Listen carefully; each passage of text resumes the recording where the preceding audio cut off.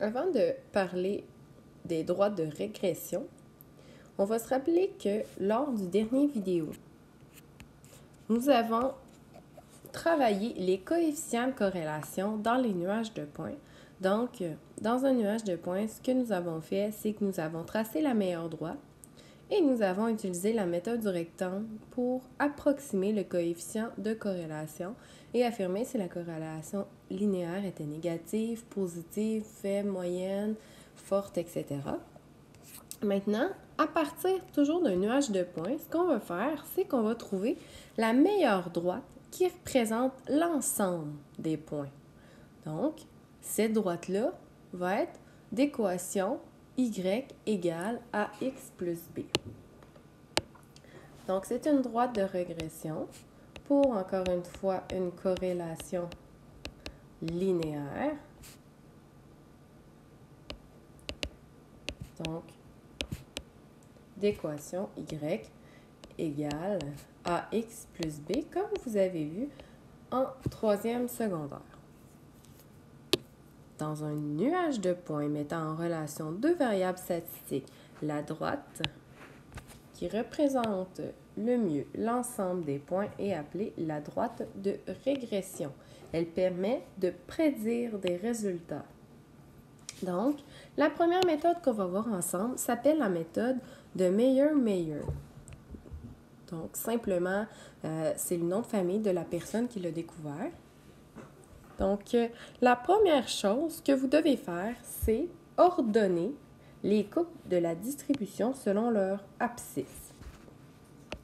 Donc, on va les placer du plus petit au plus grand.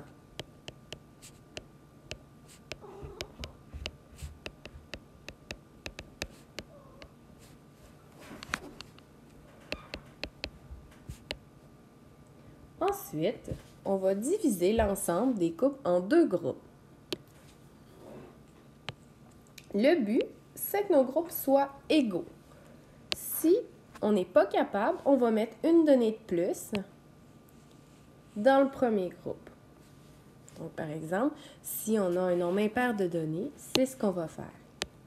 Pair, très facile à diviser par 2, mais pas un nombre impair. Ensuite, on détermine la moyenne des abscisses et la moyenne des ordonnées dans le premier groupe. Et on fait la même chose dans le deuxième groupe. Donc, la moyenne des abscisses et la moyenne des ordonnées. Ça va nous donner 2 points, le point P1 et le point P2.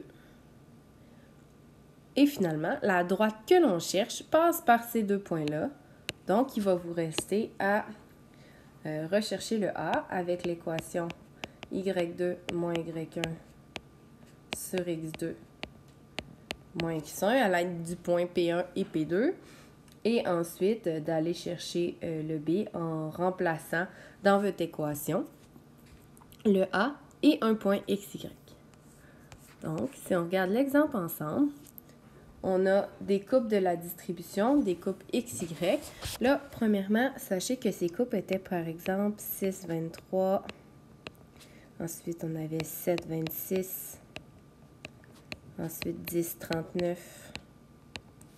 Ensuite, 13, 44, etc. Et on a ordonné nos coupes selon les X. C'est la première chose à faire. Donc, on voit qu'ils sont en ordre croissant, du plus petit au plus grand. On a ensuite séparé en deux groupes égaux, puisqu'on a un nombre pair de couples XY. Donc, 1, 2, 3, 4, 5. 1, 2, 3, 4, 5. On a 5 couples par groupe.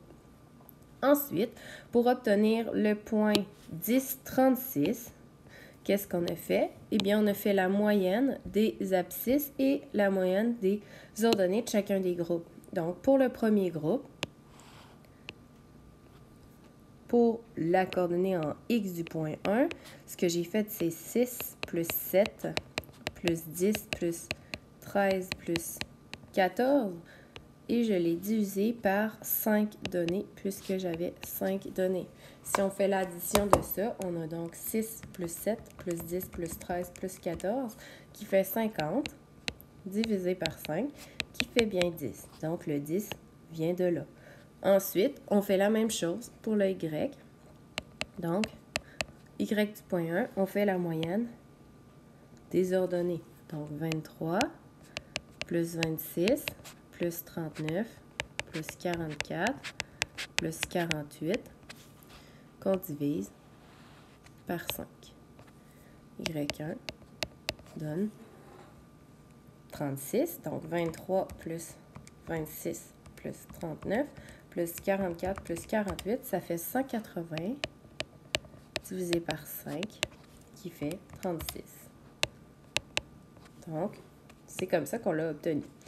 Et on ferait la même chose avec le deuxième groupe, donc la moyenne des abscisses et la moyenne des ordonnées, pour obtenir le point 2. Ensuite, quand ça c'est fait, il faut aller chercher l'équation de la droite de régression. Donc, là, on ne trace pas la meilleure droite qui passe dans le graphique, on la trouve à l'aide des 2 points. Donc, présentement, on a le point 1 et le point 2. Je vais m'en servir, je vais l'appeler x1, y1, x2, y2. Je vais aller chercher mon taux de variation, y2 moins y1 sur x2 moins x1. Donc, 62 moins 36 divisé par 20 moins 10. Donc, 62 moins 36, ça fait 26 sur 10, qui fait bien 2,6, comme on le voit ici. Et ensuite, quand on a ça, on va aller chercher l'ordonnée à l'origine en remplaçant par le point 1 ou le point 2. Donc, y égale ax plus b. Je vais prendre le point 2 et je vais l'insérer dans ma règle. Donc, je remplace y par 62, a par 2,6 fois 20 plus b. Donc, 2,6 fois 20, ça fait 52 plus b. Et là, on fait moins 52, qui est l'opération inverse de chaque côté. Pour avoir 10 égale à b, on obtient bien la même équation. Donc, l'équation de la droite de régression, selon la méthode de Meyer-Meyer, elle est ici. Et là, ça nous permettrait, par exemple, de dire, si on était dans une situation, dans un contexte qui nous demandait d'extrapoler. C'est un mot qui semble compliqué, mais il n'est pas du tout. On dit extrapoler une valeur, simplement que ça va être de remplacer dans mon équation une valeur de x, par exemple, pour aller chercher la valeur de y qui serait associée.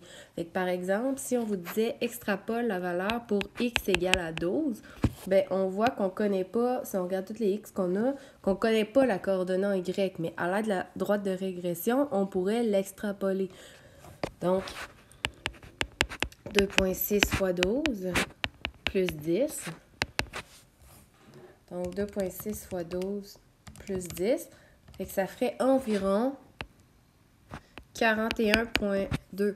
On reste dans le environ parce qu'on l'extrapole. On a trouvé la meilleure droite qui représente le nuage de points. Donc, ça se rapprocherait de 41,2.